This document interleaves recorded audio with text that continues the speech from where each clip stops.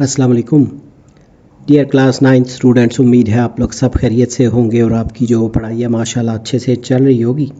इस वीडियो में हम जो फिज़िक्स है न्यू बुक पंजाब बोर्ड में इसका जो चैप्टर 5 है वर्क एनर्जी एंड पावर, इसकी जो एक्सरसाइज है उसके एमसीक्यूज़ शॉर्ट और जो कंस्ट्रक्टेड रिस्पॉन्स क्वेश्चंस हैं उनको सॉल्व करेंगे। तो मूव करते हैं वीडियो की तरफ। तो स्टार्टिंग में जो मल्टीपल चॉइस क्वेश्चंस हैं उनमें फर्स्ट जो स्टेटमेंट है work done is maximum when the angle between the force F and the displacement D is। तो जब कुव्वत जो होती है ना फोर्स और जो डिस्प्लेसमेंट है इनके दरमियान ना डायरेक्ट रिलेशन हो, रास्त तनासुब, तो उसमें ना एंगल जो है वो कितना हो तो सबसे ज़्यादा वर्क डन होगा। तो यहाँ पे 0 डिग्री वाली ऑप्शन जो है ये सिलेक्ट करनी है। वर्क इज़ कैलकुलेटेड, जो वर्क को कैलकुलेट करने का फार्मूला है F मल्टीप्लाई D और साथ cos थीटा, ये सब वैल्यूज़ ना मल्टीप्लाई हो रही हैं। तो कॉस जो है ना कोसाइन असल में इसका कंप्लीट नेम है, इज़ मैक्सिमम इक्वल टू 1। इसकी वैल्यू ज़्यादा से ज़्यादा 1 हो सकती है when theta is equal to 0।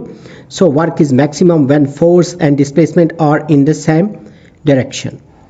जब फोर्स और जो डिस्प्लेसमेंट है उन दोनों की डायरेक्शन एक ही हो।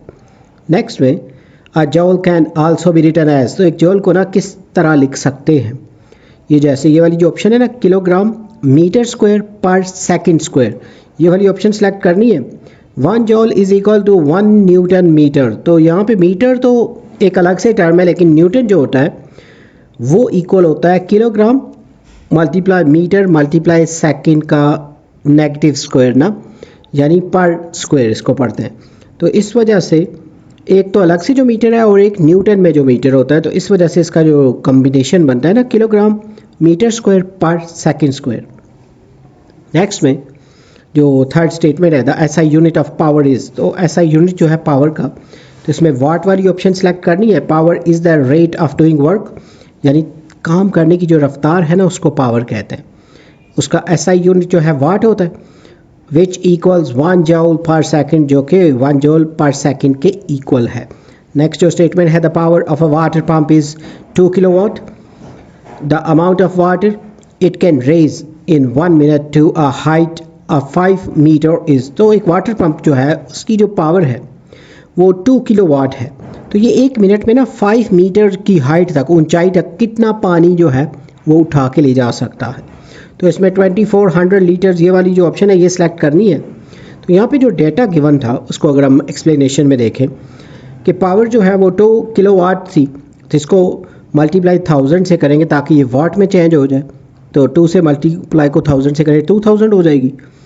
और टाइम जो है 1 मिनट, उसमें 60 सेकंड होते हैं और हाइट जो है वो 5 मीटर, जबकि जी की जो वैल्यू है ना ग्रेविटी वो 9.8। इसकी जगह आप 10 भी यूज़ कर सकते हैं, मोस्टली 10 भी यूज़ करते रहते हैं। फार्मूला जो है तो P is equal to mgh और डिवाइडेड बाई T। तो इन सब वैल्यूज़ को रीअरेंज करें अगर मैथ्स फाइंड करना है, तो P और T को मल्टीप्लाई करेंगे और डिवीजन में ना G और H की वैल्यू को मल्टीप्लाई करेंगे। तो इसका ओवरऑल आंसर ना 2448.98 आ रहा है, जो कि ऑलमोस्ट इसके करीब है। ये जो 2400 वाली ऑप्शन है ना, तो 9.8 की जगह 10 यूज़ कर लें तो ज़्यादा करीब आ जाएगा ना आंसर इसका। फिर नेक्स्ट जो स्टेटमेंट है बुलेट, एक जो गोली है ना ऑफ मैस 0.05 kg, उसका मैस भी गिवन है, has a speed of 300 meter per second, और उसकी स्पीड जो है वो भी गिवन है।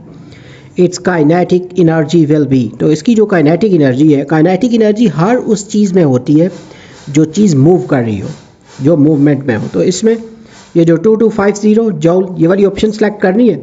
इसकी जो एक्सप्लेनेशन है, इसमें जो फार्मूला है ना काइनेटिक एनर्जी का 1/2 mv², तो 1 और 2 को डिवाइड करें 0.5 आएगा, और जो m है उसकी वैल्यू 0.05, उसके बाद जो v है उसकी वैल्यू 300 और इसका स्क्वायर ले लें। तो कैलकुलेटर से सॉल्व करें 2250 जो है इसका आंसर आएगा। नेक्स्ट जो स्टेटमेंट है if a car doubles its speed, तो गाड़ी अपनी रफ्तार को अगर वो दुगना कर दे तो it's kinetic energy will be, तो इसकी जो काइनेटिक एनर्जी है उस पर क्या असर पड़ेगा। तो इसमें ना इंक्रीज्ड टू 4 टाइम्स ये वाली ऑप्शन सेलेक्ट करनी है। इसकी जो एक्सप्लेनेशन है kinetic energy is proportional to the square of velocity. ये काइनेटिक एनर्जी है ये वेलोसिटी के स्क्वायर के इक्वल होती है। तो doubling the velocity makes kinetic energy 4 time larger. तो वेलोसिटी को डबल करने से जो काइनेटिक एनर्जी है वो 4 टाइम्स ज़्यादा हो जाती है। उसको यहाँ नीचे आप मैथमेटिकली भी थोड़ा सा अंडरस्टैंड कर सकते हैं कि अगर तो नॉर्मल काइनेटिक एनर्जी है ना तो वो 1/2 mv² के इक्वल है, लेकिन जब आप डबल करेंगे उसको वेलोसिटी को तो v की जगह 2v वाली ऑप्शन लगाएंगे तो 2v जो है तो 2 का स्क्वायर 4 होगा। बाकी सारा जो फार्मूला है वो तो सिमिलर रहेगा ना। ये जो 4 आया है ना बीच में, ये शो करता है कि 4 टाइम्स जो है वो ये जो एनर्जी है वो 4 गुना मतलब हो जाएगी। नेक्स्ट जो स्टेटमेंट है, the energy possessed by a body by virtue of its position, तो किसी जिस्म की पोजीशन की वजह से ना इसके पास जो मौजूद एनर्जी है उसको क्या कहते हैं, तो ये पोटेंशियल एनर्जी वाली ऑप्शन सेलेक्ट करनी है।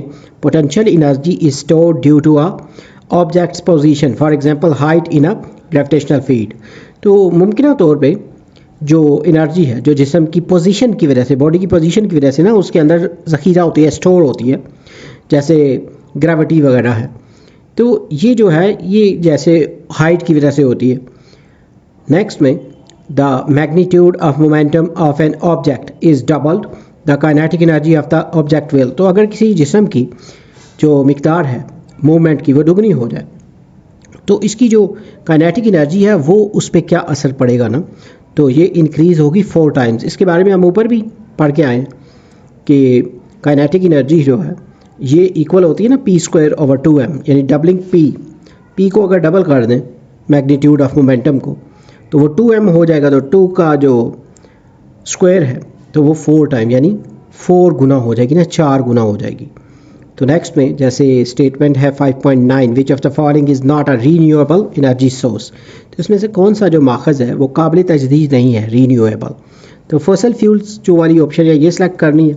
Fossil fuels take million of years to form, तो इनको ना लाखों साल लगते हैं बनने के लिए, and use faster than they are produced, और ये जल्दी इस्तेमाल हो जाते हैं और इनको बनने में बहुत ज़्यादा टाइम लगता है।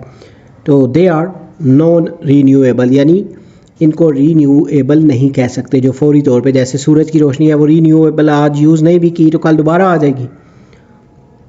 नेक्स्ट में जो शॉर्ट आंसर्स हैं, तो पहला उसका जो क्वेश्चन है, what is the work done on an object that remains at rest when a force is applied on it, तो जब किसी ऐसे जिस्म पे ना जो रेस्ट है यानी खड़ा हुआ है ना साकन पोजीशन पे, उस पर जब फोर्स लगाई जाए तो इस पर कितना काम होता है। The work done on an object at rest is 0, तो उस पर जब वो मूवमेंट ही नहीं कर रहा तो उस पर जो वर्क डन होगा वो 0 होगा। Work is force multiplied by displacement, तो काम कब होगा जब फोर्स और डिस्प्लेसमेंट को मल्टीप्लाई करें। तो if the object does not move, तो अगर ऑब्जेक्ट ने मूवमेंट ही नहीं की तो डिस्प्लेसमेंट जो है वो 0 है, इस वजह से जो ओवरऑल आंसर होगा ना वो भी 0 होगा। तो इसको आप ऐसे भी लिख सकते हैं ना मैथमेटिकली कि डिस्प्लेसमेंट जो है ना s, अगर वो 0 है और वर्क जो है वो कैसे फाइंड करते हैं, फोर्स मल्टीप्लाई डिस्प्लेसमेंट, डिस्प्लेसमेंट की जगह 0 पुट करें तो फोर्स और 0 को मल्टीप्लाई करें तो वर्क 0 हो जाएगा। नेक्स्ट जो क्वेश्चन है, अ स्लो मूविंग कार, एक आहिस्ता चलती हुई कार है, may have more kinetic energy than a fast moving motorcycle, how is it possible, तो एक आहिस्ता चलती हुई कार के पास ना तेज़ चलती हुई जो मोटरसाइकिल है उससे ज़्यादा काइनेटिक एनर्जी कैसे हो सकती है। तो kinetic energy depends on both, तो ये याद रखना है कि काइनेटिक एनर्जी दोनों चीज़ों में डिपेंड करती है, यानी मास पे भी और वेलोसिटी पे भी, यानी उसका वेट कितना है और उसकी स्पीड कितनी है। तो कार जो है उसका मैस ज़्यादा है, a car's mass is much greater than a motorcycle, motorcycle की निस्बत ना कार का मैस काफ़ी ज़्यादा है। तो इवन अ लो स्पीड, अगर वो बिल्कुल थोड़ी स्लो स्पीड में भी चल रही है तो car can have more kinetic energy, तो कार की एनर्जी काइनेटिक वाली जो है वो ज़्यादा हो सकती है देन अ फास्टर मोटरसाइकिल, बेशक मोटरसाइकिल थोड़ा फास्ट मूवमेंट कर रहा है तब भी। नेक्स्ट जो क्वेश्चन है, a force F1 does 5 joule of work in 10 second, another force F2 does 3 joule of work in 5 seconds, which force delivers greater power। तो दो डिफरेंट फोर्सेस है, एक F1 है एक F2 है। तो जो F1 है वो 5 जूल वर्क कर रही है 10 सेकंड में, F2 जो है वो 3 जूल कर रही है 5 सेकंड में। तो कौन सी जो है वो ज़्यादा पावर जो है वो फराहम कर रही है, तो इसमें power is work divided by time, ये तो बेसिक फार्मूला है इसका कि पावर कैसे हासिल करते हैं कि वर्क को और टाइम को डिवाइड करके। To find which force delivers greater power, जब हम कोशिश करते हैं ना कि फाइंड करें कि किस फोर्स ने ज़्यादा पावर जो है वो फराहम की है, तो we calculate the power to each case, तो दोनों का ना अलग अलग पावर फाइंड कर लेते हैं। तो फर्स्ट वाला जो है उसका जो वर्क डन है वो 5 जूल है और टाइम 10 सेकेंड, तो इसको डिवाइड करें तो 0.5 वाट्स। नेक्स्ट वाला जो था उसमें जो ये है वर्क डन वो 3 है और टाइम 5 सेकंड, तो इनको डिवाइड करें तो 0.6। तो दोनों को जब कंपेयर कर रहे हैं तो F2 का जो आंसर है वो ज़्यादा है, इसलिए F2 delivers greater power. Next जो क्वेश्चन है फोर्थ वाला, a woman runs up a flight of stairs, the gain in her gravitational potential energy is 4500 joule. If she runs up the same stairs in twice the speed, what will be her gain in potential energy? तो एक कोई female है women, तो सीढ़ियाँ चढ़ती है ना, तो उसके अंदर जो ग्रेविटी मुमकिन तवानाई है वो कितनी है 4500 जूल। तो अगर वो दुगनी रफ्तार से ना दुगनी स्पीड से वो सीढ़ियों को चढ़ ले तो उसकी मुमकिन तवानाई कितनी होगी पोटेंशियल एनर्जी। तो potential energy depends on mass, gravity and height. तो पोटेंशियल एनर्जी 3 चीज़ों पे डिपेंड करती है, मास पे, ग्रेविटी पे और हाइट पे। तो पोटेंशियल एनर्जी जो है उसका फार्मूला mgh होता है, m मीन मास, g ग्रेविटी और हाइट h।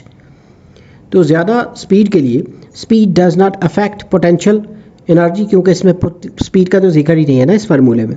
तो रफ्तार जो है ना स्पीड, वो इस तवानाई पे कोई असर नहीं करेगी ना इस एनर्जी पे, पोटेंशियल एनर्जी पे। So her gain will still be 4500 joule. तो उसका जो गेन होगा, इजाफा जो है तवानाई में, एनर्जी में, वो 4500 जूल ही होगा, क्योंकि उसकी स्पीड से उसकी पोटेंशियल एनर्जी पे कोई फ़र्क नहीं पड़ेगा।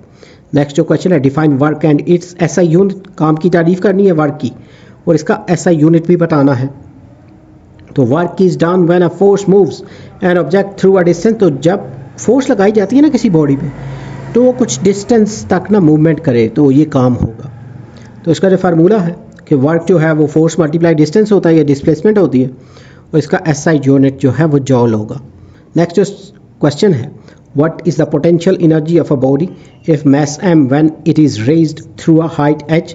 तो अगर उसका मास m वाला जिस्म है तो इसकी जो मुमकिन तवानाई क्या होगी ना, एनर्जी जो है पोटेंशियल एनर्जी, जब उसे h हाइट एक कुछ ही बुलंदी पर ले जाया जाए। तो potential energy is the store energy due to position, यानी किसी जिस्म के अंदर ना उसकी पोजीशन की वजह से जब कोई एनर्जी स्टोर होती है तो वो पोटेंशियल एनर्जी होती है। इसका फार्मूला जो है potential energy is equal to m multiply g multiply h।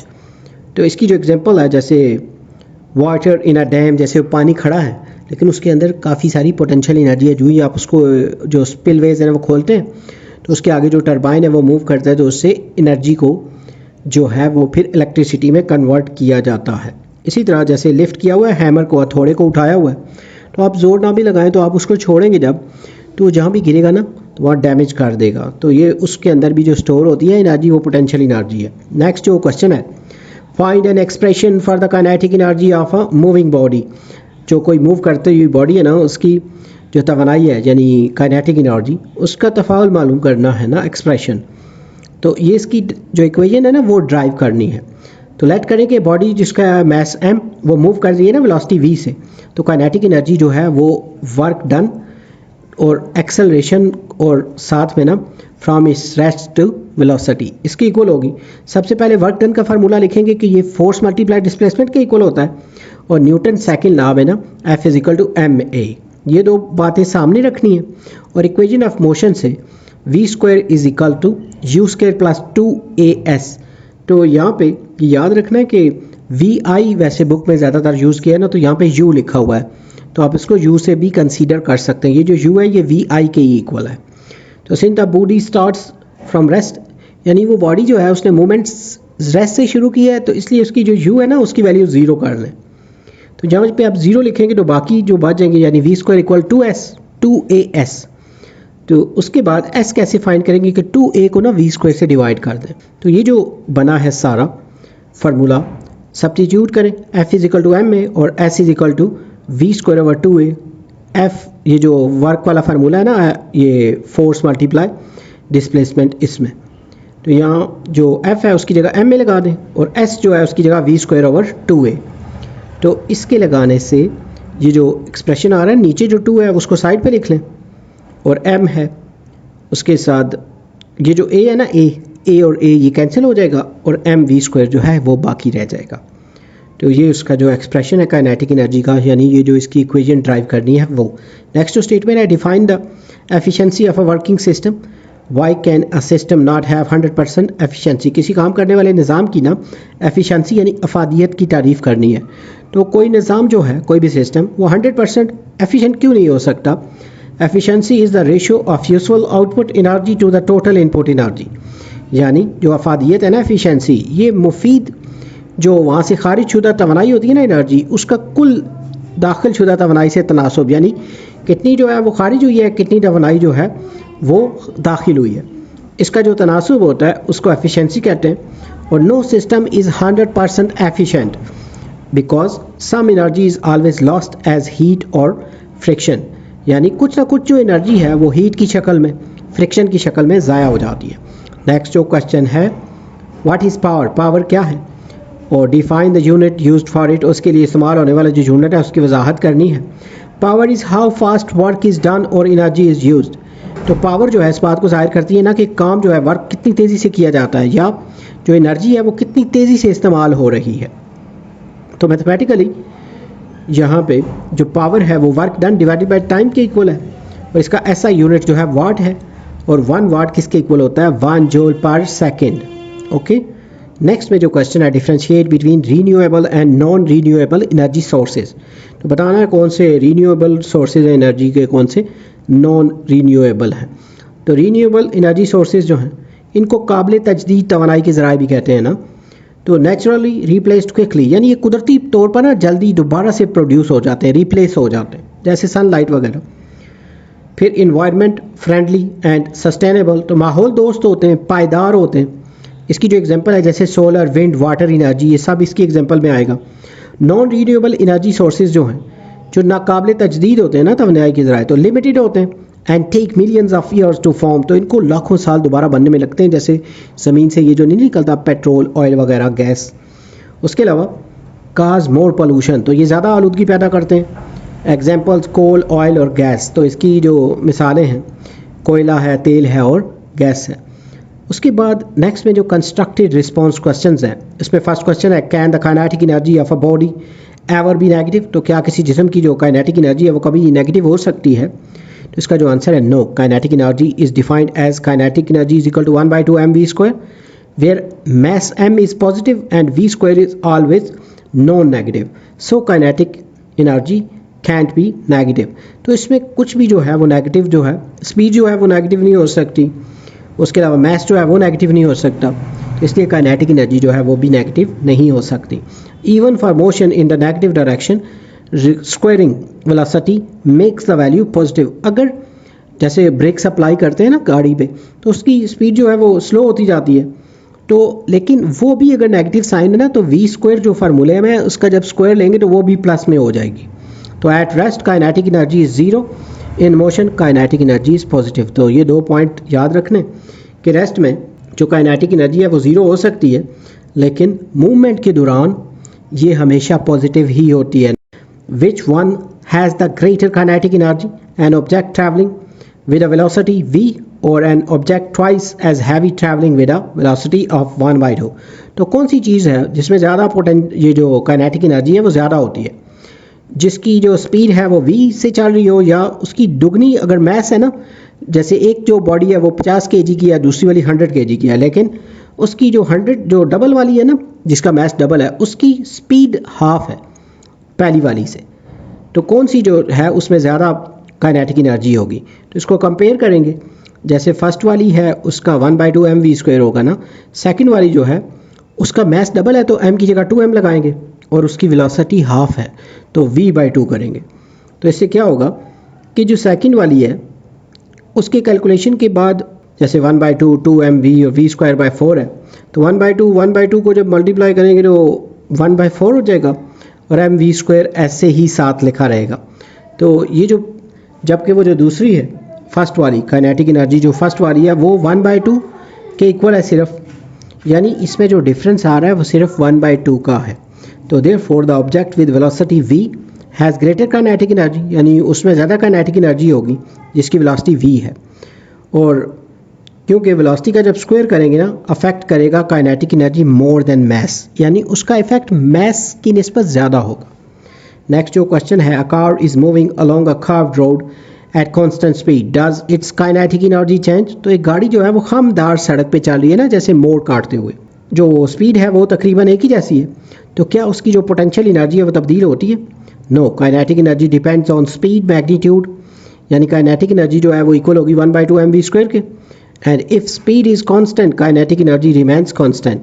तो क्या होगा कि अगर स्पीड जो है वो कांस्टेंट रहेगी तो काइनेटिक एनर्जी जो है वो भी कांस्टेंट ही रहेगी। तो although the velocity vector changes direction on a curve its magnitude does not change, so kinetic energy does not change. तो अगर सिमती जो डायरेक्शन है, जैसे मोड़ काटते हुए उनकी डायरेक्शन तो चेंज हो रही है, लेकिन इसकी जो मिकदार है ना, क्वांटिटी, वो नहीं चेंज होती ना, इसलिए काइनेटिक एनर्जी तब्दील नहीं होती। नेक्स्ट जो क्वेश्चन है, comment on the statement an object has 1 joule of potential energy. यानी इस बात पे, इस कमेंट पे ना तबसरा करना है कि एक जो बॉडी है उसके पास 1 जूल मुमकिन तवानाई है ना उसके पास, यानी 1 जूल पोटेंशियल एनर्जी है। तो इसका जो आंसर है, this means the object can do 1 joule of work if allowed to convert that stored energy for example by falling. इसका मतलब है कि अगर वो उसके अंदर जो स्टोर शुदा एनर्जी है वो तब्दील करने दिया जाए ना, तो जो बॉडी है वो 1 जूल काम कर सकता है, मसलन जैसे गिरने से ना। तो in gravitational terms it implies mgh is equal to 1 joule for that object at its कानून हाइट। तो यानी अगर ग्रेविटेशनल टर्म में इसको देखें तो ये जाहिर करता है ना कि इसकी जो मौजूदा हाइट है उसके लिए mgh वो इक्वल होगा 1 जूल के। A joule is the SI unit of energy and represents small amounts of usable energy। तो joule जो है ये एनर्जी की ना ISI का जो इंटरनेशनल सिस्टम ऑफ यूनिट्स है उसका ना ये यूनिट है, और इसे काबिल इस्तेमाल तवानाई की छोटी क्वांटिटीज़ की ना नुमाइंदगी के लिए यूज़ करते हैं, उनको रिप्रेजेंट करने के लिए। नेक्स्ट जो क्वेश्चन है, while driving on a motorway the tyre of vehicle sometimes bursts what may be its cause. तो जैसे मोटरवे पर ड्राइविंग के दौरान गाड़ी का टायर कभी कभार ना फट जाता है, तो इसकी मुमकिन वजह क्या हो सकती है? A common cause is heat build up from friction and flexing at high speed which raise internal air pressure and weakens the tyre. तो आमतौर पर क्या होगा, ये जो फ्रिक्शन होती है ना, रगड़ जो होती है टायर और रोड के दरमियान, और दूसरा तेज़ रफ्तार पर ना जब टायर के मोड़ने से पैदा होने वाली जो उसके अंदर हीट है, हरारत, वो जमा हो जाती है, जो अंदरूनी तौर पे ना जो हवा का दबाव है उसको बढ़ाती है, जिससे टायर जो है वो थोड़ा वीक हो जाता है। ओवर इन्फ्लेशन कट्स और weak structure can combine with heat to cause a sudden blow out. तो ज़्यादा हवा का बढ़ना, ये किसी जगह कोई कट लगा हुआ है या किसी जगह से वो कमज़ोर है टायर, तो ये सारी चीज़ें मिलकर ना अचानक फटने या ब्लास्ट का ना सबब बन सकती है। तो regular tyre maintenance and correct pressure reduce this risk. तो बाकायदा तौर पे टायर की जो देखभाल करते हैं और दुरुस्त तौर पे जो उसका प्रेशर वगैरह, इसको इस तरह के जो खतरात हैं उनको कम कर सकता है। नेक्स्ट जो क्वेश्चन है, while playing cricket on a street the ball smashes a window pan describe the energy changes in this event. तो सड़क पर खेलते हुए ना बॉल जो है वो खिड़की तोड़ दी है, उसने जाके लगी है, तो इस वाक़े में ना तवानाई की जो एनर्जी में जो तब्दीलियाँ आई हैं वो बतानी है। Initially the moving ball has kinetic energy due to its speed. इब्तदाई तौर पर ना काइनेटिक एनर्जी होगी क्योंकि वो मूव कर रही है बॉल। ऑन इम्पैक्ट जब वो जाके हिट करेगी, the kinetic energy is transferred and transform into sound heat work to break the glass and kinetic energy of the fragments. तो जब वो टक्कर लगेगी ना उसके साथ, हिट करेगी उसको, उस वक्त जो पोटेंशियल वो उसकी काइनेटिक एनर्जी है वो ट्रांसफ़र होकर ना मुख्तलिफ एनर्जीज़ में, जैसे साउंड में, हीट में, ब्रेक वगैरह में, उसके जो छोटे पीसेस हैं उनकी एनर्जी बन जाती है। तो some energy is also dissipated as deformation and internal heating of materials. तो कुछ जो एनर्जी है वो मटेरियल्स की शक्ल बदलने और अंदरूनी जो गर्माइश है ना उसके अंदर जो हीट प्रोड्यूस होती है उसमें भी ज़ाया हो जाएगी। तो a man rowing a boat stream is at rest with respect to the shore is he doing work. तो एक आदमी कश्ती को ना मुखालिफ रो में चला रहा, तो मगर साहिल के लिहाज से ना वो ऐसे लगता है ना जैसे वो एक ही जगह पे रुका हुआ, तो क्या वो काम कर रहा है? Yes and know depending on reference. तो ये ना मतलब यस भी हो सकता है, नो भी हो सकता है ना। तो relative to the shore no net work is done because displacement relative to shore is zero. तो अगर अब वो देखें ना कि हालात के मुताबिक कि साहिल के लिहाज से ना कोई मतलब उसके अंदर चेंजमेंट नहीं आ रही, इसलिए तो साहिल को अगर देखें ना उसको, तो वो कोई काम नहीं हो रहा, मतलब ज़ीरो है ना work. However the rover does internal work against water, overcomes drag and expends chemical energy from muscles which is converted into heat and water motion. ताहम ना जैसे उसको कोशिश करें ना पार लगाने वाला जो पानी है, उसकी मज़ाहमत के ख़िलाफ़ ना, रेजिस्टेंस के ख़िलाफ़, वो अपनी जो मस्कुलर पावर है उसको केमिकल तवानाई तो खर्च कर रहा है ना, वो बार बार उसको वो चप्पू चलाने के लिए। तो जो भी उसकी जो एनर्जी है और पानी की जो मूवमेंट है उसमें तब्दील हो रही है। So mechanically no work on shore frame but psychological and fluid work occurs. लिहाजा साइल के फ्रेमवर्क के मुताबिक तो कोई काम नहीं होता ना, मगर जिस्मानी और सयाल के तौर पे ना, जैसे उसको मूवमेंट है जो पानी के अंदर, उसके मुताबिक काम ज़रूर होता है। तो नेक्स्ट में cyclist goes down hill from the top of a steep hill without pedalling and takes it to the top of next hill. तो एक साइकिलिस्ट है वो बगैर पैडल चलाए ना तेज़ी से पहाड़ी से नीचे की तरफ जाता है और अगली पहाड़ी के ऊपर तक पहुंच जाता है। यानी पहले नीचे गया है ना, तो इतनी स्पीड अब बिल्ड हुई है कि अपनी वो स्पीड से ना नेक्स्ट वाली के ऊपर तक पहुंच गया। तो इसके दो पार्ट आगे दिए हुए हैं कि डायग्राम ड्रा करनी है कि क्या हुआ है, और analyse this event in terms of potential and kinetic energy. तो इस वाक़े का तजिया मुमकिन और हरकी तवानाई की ना पोटेंशियल एनर्जी की सूरत में करना है। तो इसकी जो डायग्राम डिस्क्रिप्शन है कि टॉप ऑफ हिल ना, ये पोटेंशियल एनर्जी जो है मैक्सिमम है, जबकि काइनेटिक एनर्जी ज़ीरो। और जो बॉटम वाली जगह है ना, नीचे वाली, वहाँ पोटेंशियल एनर्जी कम होगी और काइनेटिक एनर्जी जो है वो मैक्सिमम, क्योंकि वहाँ स्पीड तेज़ होगी तभी तो वो अगली वाली के ऊपर तक पहुँच गया है। उसके बाद at the top of hill to kinetic energy converts back to potential energy. Cyclist reaches lower और equal height depending on losses. तो पहाड़ी के ऊपर ना काइनेटिक एनर्जी वापस पोटेंशियल एनर्जी में तब्दील हो जाती है। साइकिलिस्ट जो है नुकसान के मुताबिक ना जितना उसने लॉस किया है, कम या तकरीबन बराबर ऊंचाई तक ना दोबारा पहुंचता है। इसी का जो नेक्स्ट पार्ट है ना, एनर्जी का एनालिसिस जो है, as the cyclist descends gravitational potential energy decreases and converts to kinetic energy increasing speed. तो जैसा कि साइकिलिस्ट नीचे आता है तो इससे क्या होगा, ग्रेविटी की वजह से तवानाई जो है एनर्जी वो कम होती है, और जो पोटेंशियल इसकी काइनेटिक एनर्जी है ना, वो उसमें तब्दील करके उसकी जो स्पीड है ना वो बढ़ती जाएगी। तो on ascending the next hill kinetic energy is converted back into potential energy slowing the cyclist. तो अगली पहाड़ी पे चढ़ते हुए जो काइनेटिक एनर्जी है वो दोबारा मुमकिन तवानाई में ना, यानी पोटेंशियल एनर्जी में तब्दील होती है, जिससे साइकिलिस्ट की रफ्तार कम हो जाती है।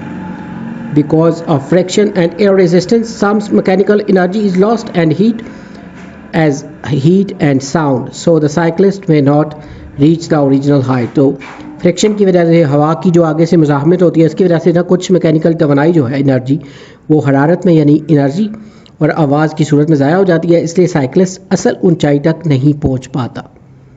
नेक्स्ट जो क्वेश्चन है, इज़ टिम्बर और would renewable source of heat energy? Comment. तो क्या लकड़ी जो हरारत की एक काबिल तजदीद जरिया है, इस पर तबसरा करना है। Yes, timber is generally renewable because trees can be replanted और regrown within human time scales. तो जी हाँ, लकड़ी जो है आमतौर पर काबिल तजदीद है, क्योंकि दरख्त इंसान की ज़िंदगी के दायरे में ना दोबारा लगाए और उगाए जा सकते हैं। तो wood stores solar energy captured by photosynthesis and can be used as fuel if harvested sustainably. तो लकड़ी जो है फोटोसिंथेसिस के ज़रिए हासिल शुदा शमसी तवानाई को ना ज़ख़ीरा करती है, और अगर पायदार तरीके से ना अच्छे तरीके से हासिल की जाए तो ये ईंधन के तौर पर इस्तेमाल हो सकती है। अनसस्टेनेबल कटिंग और slow regrowth makes particular wood sources effectively non-renewable locally। तो गैर पायदार जो कटाई है या सुस्त नमो किसी मकाम पर लकड़ी को अमली तौर पर ना गैर काबिल तजदीद बना सकती है। तो यहाँ पे इसके जो कंस्ट्रक्टिव रिस्पॉन्स क्वेश्चन हैं वो भी कंप्लीटेड हैं।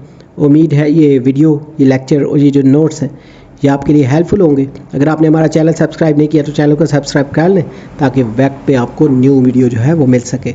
जल्द न्यू वीडियो में लेक्चर के साथ मिलेंगे। Have a nice time.